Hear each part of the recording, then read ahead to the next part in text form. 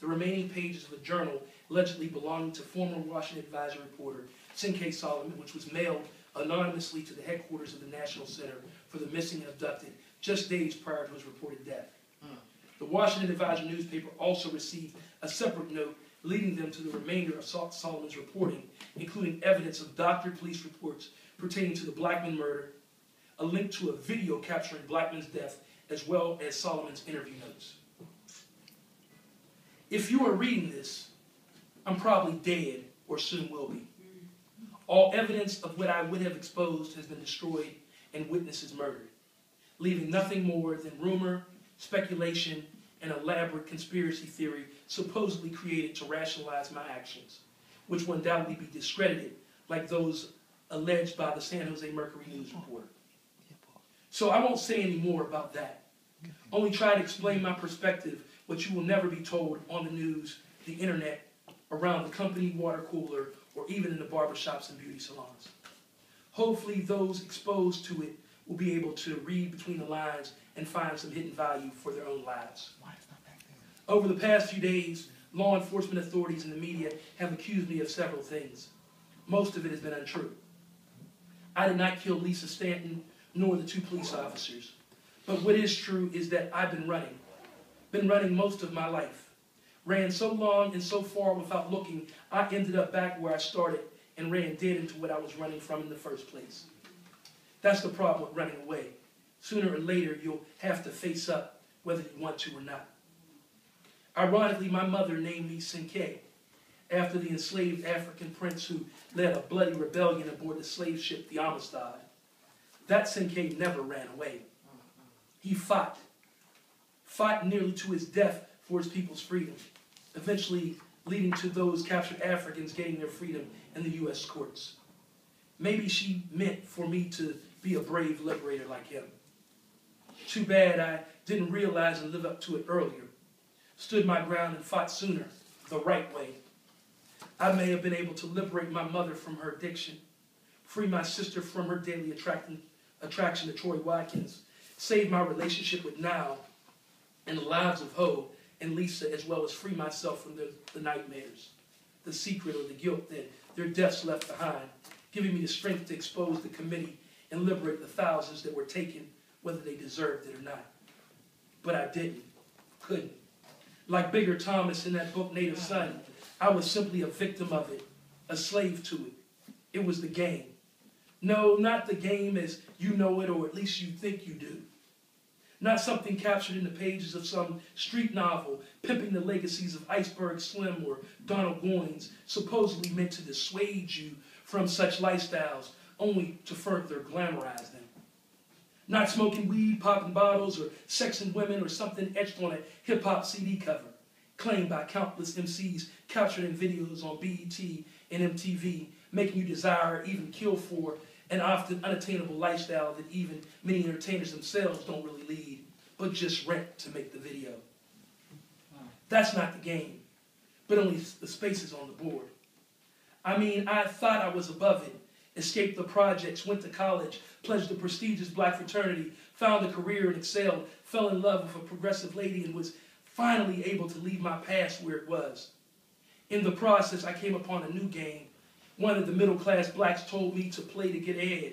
Even thought I was beating it by blending in, dressing and talking the part, doing everything I was supposed to do to be a success. Started to believe that I can make a difference, level the playing field not only for black folks, but also for anyone else pissed or pimped by the system. That's why I became a reporter in the first place. I know I sound a little idealistic and naive, maybe even a little radical, but I really thought I was meant to be the worst nightmare of the arrogant and powerful. Those who thought God had granted them free reign to do as they would without accountability, or anyone else for that matter who was crooked or dirty. I was an intelligent, inquisitive black man with a pen and a platform. After all, that's why slaves were never allowed to read and write. Sooner or later, they would become too dangerous. But even now, I was still being played. And how could I not? Especially when everyone else was too. The public, the politicians, the police, the rest of the media. Hell, even the damn drug dealers and white supremacists who all thought they operated outside the law, outside the system, were actually doing the bidding of someone inside it, whether consciously or unconsciously, intentionally or unintentionally. We all had strings. I started to understand that, or at least thought I did. Things had to work that way. Wheels had to be greased, tickets had to be punched, and favors were cashed in. Things were always carefully choreographed, especially those things political. Depending on the hidden agenda, public sentiment was either followed or manipulated. Information was always leaked to the media, so someone would lose position for others to gain advantage. Overnight, friends became enemies while enemies became allies, all based on time and situation, regardless of history or even relationship. Someone had to be the fall guy, the boogeyman. It was all one great big chess game. As much a part of being a player among the powerful in Washington, D.C. and in corporate America as being a player in the streets, or so was thought. Ironically, that was part of the plan too. How the game enslaved most of us, making us think we understood it, think we're players or players, think we could master it, even think we were above it, when we were really all being played. As far as black folks were concerned, no matter how much money, no matter how much fame, they were really no real players in corporate America or players in the streets, only slaves. Now hold on. I'm not about to preach to you about some made-up Willie Lynch letter or about how the white man is keeping black people down either. Not to say that he hasn't or that we haven't done our part to do it to ourselves, because that's all part of the game as well. So let's not go there.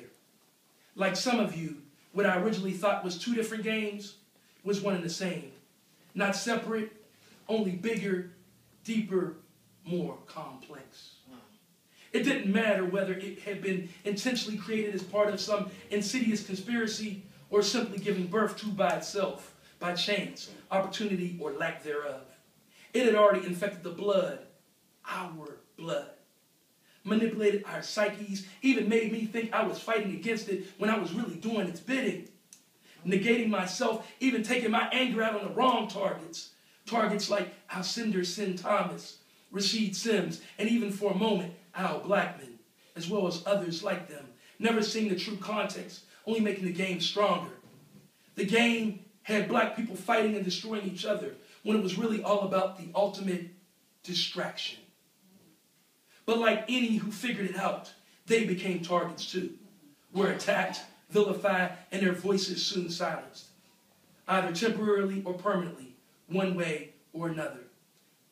Just as mine has, or at least will be, if you doubt what I've written and believe this was some hoax or part of some work of fiction. After all, it's a matter of life and death, possibly yours. Thank you.